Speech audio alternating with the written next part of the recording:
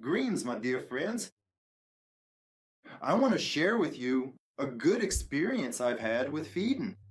Specifically, how to feed our four-legged friends so that during feeding, you don't cause them any frustration, tension, or dissatisfaction, right? So that during this very important process of feeding, you don't touch the dog or put it into a state of, tension. So this is one of many ways to properly feed a dog, while also teaching our friends patience, calmness during meals, and to make eye contact. Remember, friends, with this exercise, when you do it and the dog sits, calms down, and waits, this is the initial experience, while it doesn't yet know what we want from it, right? But when you do this exercise for the second, third, or fourth time, you'll encourage it to make eye contact, my friends. So the dog looks at you, right? Puppy or not, it doesn't matter in this situation. The goal is for it to make eye contact with you and then you approve. Now watch. When you put the bowl down for the dog and it immediately starts eating, you see? You can use this feeding process to develop patience. Remember, patience is one of the most important parts of your relationship with a dog, right? Watch. When we put the bowl down for her, she immediately comes closer. I immediately lift the bowl. And again, I take a step back and put it down. She comes closer again, so I lift it again. I'll wait until she sits, and I put it down again. See? As I go to put it down, she immediately goes for the bowl. That means there's no patience. Instantly. This will eventually lead to you putting the bowl down and she'll just lunge for it. In order for her to learn to wait, you need to do this exercise. Since we're doing this for the first time and she doesn't yet understand what we want from her, it might take a little longer. And by a little longer, I mean 3 to 5 minutes. Don't think it'll be an hour or an hour and a half. Watch, I put the bowl down for her. As I put it down, she gets up and moves forward. I immediately lift the bowl. Again, she sat, so I put the bowl down. She gets up and moves, so I lift the bowl again. One more time.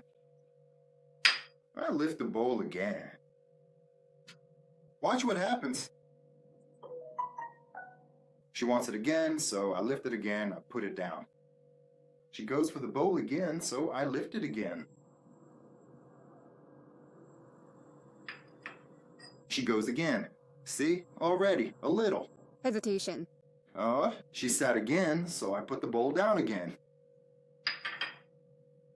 She's not moving. She got up again, went for it, and I lifted the bowl again. Watch what happens next. I put it down.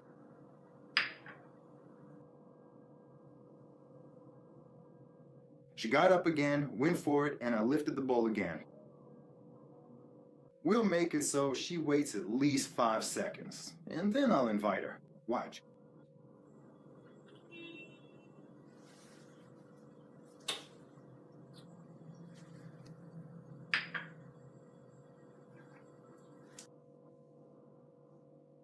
Guess.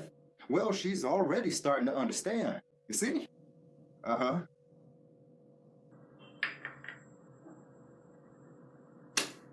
No. You see, she got up, and then I was going to give permission, meaning she got ahead of me. So we'll repeat it again. See, she's not lunging, not moving, so it's okay. Good girl. Here. And I always keep my hand in the bowl like this.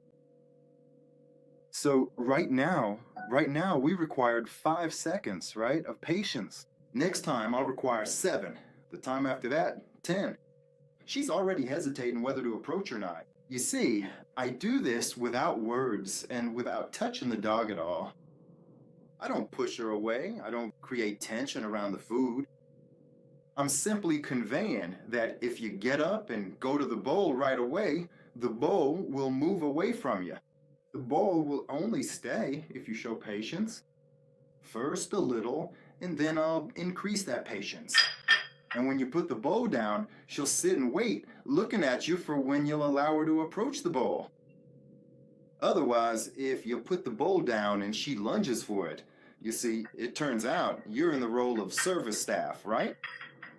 It's like, here, I've prepared food for you. Don't even show a second of attention to me or patience. Here, right away. And since she's a puppy, from this age, you're teaching her not to wait, not to have patience, but to get what she wants immediately. But I'm saying, if you want to get food, show first 5 seconds of patience, and you'll get the food. Next time, show 10 seconds of patience. The time after that, 15 seconds of patience. With this, I'm increasing her patience, right? So that she learns to be patient. Because this patience will be very useful to you in many other life situations. And if you already start developing patience, then in other aspects, it'll also be easy for you because she's already familiar with what it is to be patient and receive. If you teach her to receive immediately, then in other situations, she will also demand things immediately. For example, you take a ball in your hands and she immediately lunges for the ball, like, give me the ball, because she wasn't taught to be patient to get the ball, to wait for the ball. So feed her exactly like this every time. You saw, I told you, it'll take from 3 to 5 minutes. It didn't even take 3, right? How many times do we try that? And that's it.